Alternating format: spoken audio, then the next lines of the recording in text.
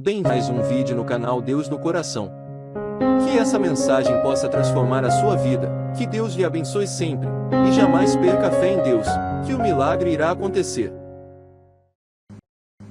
Na verdade, o processo de encarar a morte de alguém, ele se diferencia demais, né, de uma pessoa para outra. Há pessoas que já começam a organizar o luto após o acontecimento. Até a gente estava falando dessa história do acidente, né? Por que é tão sofrido para esses familiares enfrentar essa situação? Porque não tem um sepultamento. Quando você fica nessa espera dolorosa, né? Porque você não tem o ritual da morte nos ajuda a viver o processo do luto. Por isso que é importante, muitas vezes, eu lembro quando a gente era criança, né, e morria algum parente da gente, e não deixavam as crianças olharem o morto, né? Mas até isso é importante, é preciso a gente ter o contato com essa realidade dura e crua, para que a gente possa começar a organizar o processo do luto, porque perder não é fácil, ver o outro ir embora da nossa vida não é fácil. Neste caso do acidente do avião, eles não têm essa concretização da morte, né? Recebe uma notícia, mas aquilo fica eternamente na cabeça, porque não houve o processo do sepultamento, do adeus, aquela coisa que é tão natural no processo humano. Eu particularmente não gosto não, eu acho que é muito doloroso aquilo, né? O velório é uma coisa extremamente desgastante para a família, mas ele é muito necessário para muita gente. Muitas vezes uma boa terapia nos ajuda, minha gente. Eu acho que quando o processo da perda é muito doloroso, a gente precisa sim buscar ajuda.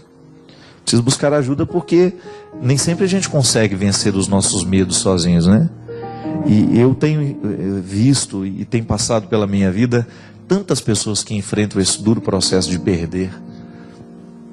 Todo mundo perde, mas na vida de algumas pessoas essa perda é ainda mais trágica. Uma coisa é você perder a sua mãe depois de ter vivido muitos e muitos anos, quando ela já estava velhinha, né? E quando ela já tinha experimentado a vida na sua boa parte. Então é diferente você se despedir de uma pessoa que adoeceu, que foi vivendo o processo de morrer naturalmente, do que você ter uma pessoa igual aquele rapaz do acidente, né?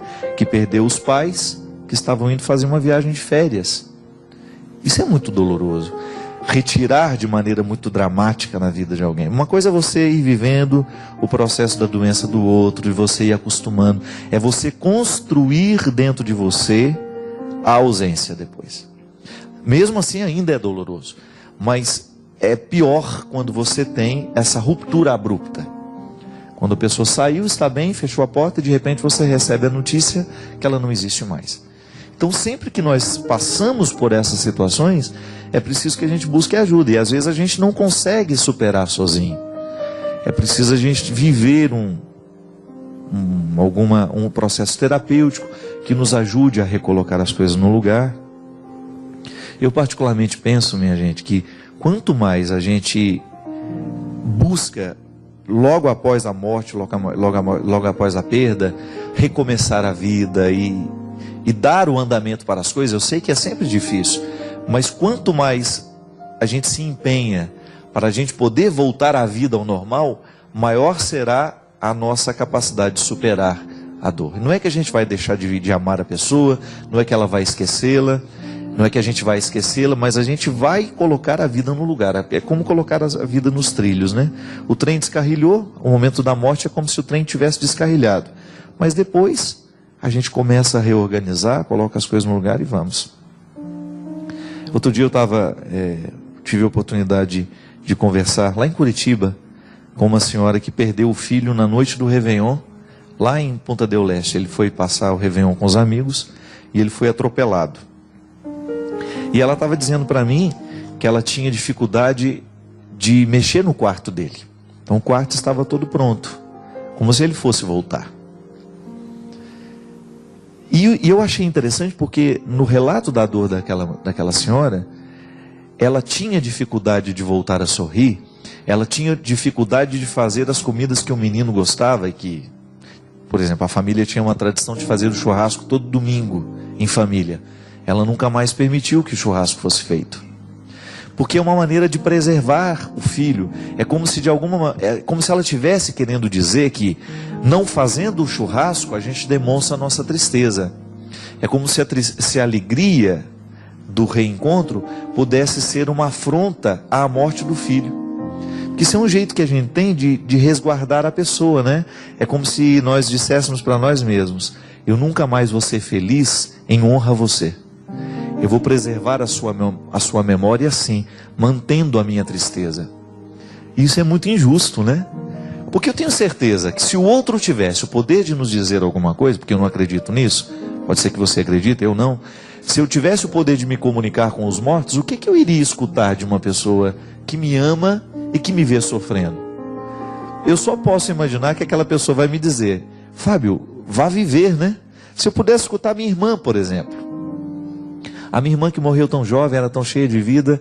Se eu tivesse a oportunidade de ouvir alguma coisa dela no momento daquela tragédia toda, que nós estávamos todos dilacerados pela dor, eu tenho certeza que a minha irmã ia falar assim: Fábio, vai lá, vai viver a sua vida, vai ser feliz, vai cuidar da minha mãe, por mim. Porque se ela estivesse aqui, ela faria o mesmo. Mas quando a gente tenta preservar a memória do outro sofrendo, a gente se engana duplamente, né? Porque a gente acha que se eu sofro a ausência do outro e não encaminho a minha vida para uma solução, eu estou sendo fiel àquele que morreu. Não, gente, é o contrário. A gente precisa compreender que a ausência do outro tem que nos iluminar e nos revelar para aquilo que a gente pode fazer de bom hoje, para aquilo que a gente pode viver. E lá no caso daquela senhora, ela não mexeu mais no quarto do filho. Então ela tentou preservar o filho, mas tentou preservar de um jeito errado, com todo respeito à dor que ela sente, né? E eu disse isso para ela: a senhora aos poucos vai ter que ter coragem de abrir aquele guarda-roupa, vai ter que ter coragem de tocar naquelas roupas, vai ter que ter coragem de doá-las.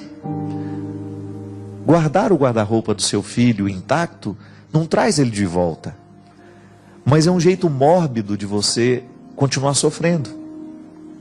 Eu me lembro, né, que um dos momentos mais dolorosos da morte da minha irmã para minha mãe, claro, ver a filha chegar morta de um acidente é muito triste, né?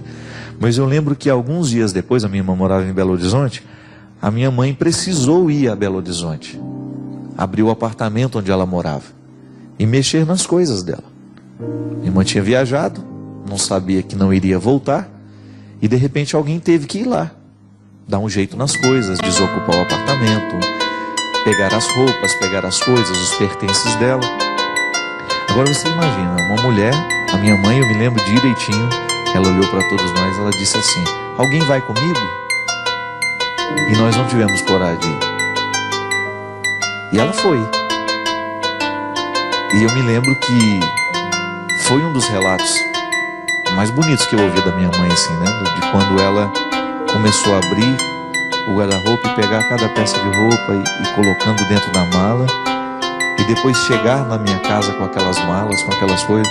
Ela encontrou uns bilhetes da minha irmã, sabe? Pregado na geladeira, assim. Coisa de quem não sabe que não vai voltar, né? E o quanto que isso deve ter sido agudo para minha mãe. O quanto que isso deve ter sido doloroso, né? Mas a minha mãe superou. Superou porque ela fez a coisa na hora certa, né? Você já imaginou se esse apartamento estivesse preservado até hoje? Se a gente ainda estivesse com esse peso dentro do coração, a gente tem que ir lá retirar as coisas da Heloísa. Se a gente tivesse continuado adiando esse momento, como é que a gente iria fazer? A dor perdura, né? Diferente do processo de você sofrer tudo o que tem que sofrer e começar a viver o processo da ressurreição. Então eu vou lá, enfrento a situação, mas aí de alguma maneira eu começo a cicatrizar a ferida. Não posso colocar só um band-aidzinho sobre uma ferida que está infeccionada. Eu tenho que curar a infecção. E muitas vezes, se eu mantenho o ambiente do morto intacto, eu acabo colocando um band-aid sobre uma ferida infeccionada. Esse quarto pode voltar a ter vida, não é? Eu não posso fazer daquele quarto lugar assombrado da minha vida, da minha casa. Eu não estou dizendo de assombração de espírito, não. Eu estou dizendo do significado triste que ele passa a ter para casa. Porque ele contagia todo mundo. Às vezes a mãe, na tentativa de resguardar a memória do filho, ela acaba prejudicando a família inteira. Por não ser capaz de organizar o luto que ela está vivendo, ela deixa de amar os filhos que estão ali. Por quê? Ela acaba se prendendo demais à dor que sente. e não olha para os filhos que ficaram, não olha para o marido que ficou, não olha para o pai dela que ela ainda tem. Então, ao não resolver o luto do filho, ela acaba esparramando o sofrimento para a casa toda, e isso é muito desastroso, porque aí a gente continua morrendo, né? A gente não supera, né? E às vezes esse momento de luta e de dor, ele é muito importante que a gente olhe para ele assim. Eu não tenho como trazer meu filho de volta, mas então eu vou fazer o mínimo que eu posso fazer hoje. E tem que ser um pouquinho cada dia, gente. A gente também não pode se violentar. Eu disse isso para aquela senhora. Eu falei, olha, respeite o seu tempo de tristeza. Só fique atento para que este tempo não passe a ser a vida inteira. Ela era uma mulher dinâmica, trabalhava. Eu falei, volte a trabalhar aos poucos. Não precisa ser o dia inteiro, mas saia da casa da senhora, ainda que seja para ficar, eles têm uma livraria lá em Curitiba, saia para ficar um pouquinho na livraria, dê ao seu coração essa oportunidade de começar a vencer a morte do seu menino. E o momento que eu arranquei um sorriso dela foi ele, né? Ele era um menino feliz, e ela sorriu, padre, muito feliz, um menino que ninguém tinha, não tinha tempo ruim com ele. Falei, pronto, comece a partir disso. A senhora acha que o filho da senhora está feliz em saber que a senhora está mergulhada numa depressão por causa da morte dele? Não pode ser assim. Gente, é duro demais. Eu sei que é duro. É muito triste a gente ter que conviver com essas rupturas. Mas a gente não tem o que fazer. A gente não tem como mudar a vida. Agora, o que nós podemos fazer para que esse momento seja mais suportável? Não é? Alguma coisa ficou. Alguma coisa nos resta. Não nos foi retirado tudo. Aí a velha história do início do programa. A gente tem que ser guerreiro e a gente tem que ser menino. Mostrar a fragilidade. Ser simples na maneira de lidar com o que sofre. Com o sentimento que tem. Mas também a gente precisa ter esta coragem de empunhar as armas que nos restaram para que a gente possa vencer a batalha. Porque senão a gente vai ser sufocado pelo momento. E às vezes o sufoco do momento, nessa dor aguda que muitas vezes nós vivemos e nós enfrentamos, a gente acaba perdendo a sabedoria de como continuar a vida. E é isso que a gente precisa ter sempre diante de nós, né? Obrigado pela sua companhia. Derrame sobre nós a bênção do Deus Todo-Poderoso, Ele que é Pai, Filho e Espírito Santo. Amém. Que Jesus ilumine o seu dia. Inscreva-se, curta, comente e compartilhe para que essa mensagem possa ir mais longe e chegar ao coração de mais pessoas.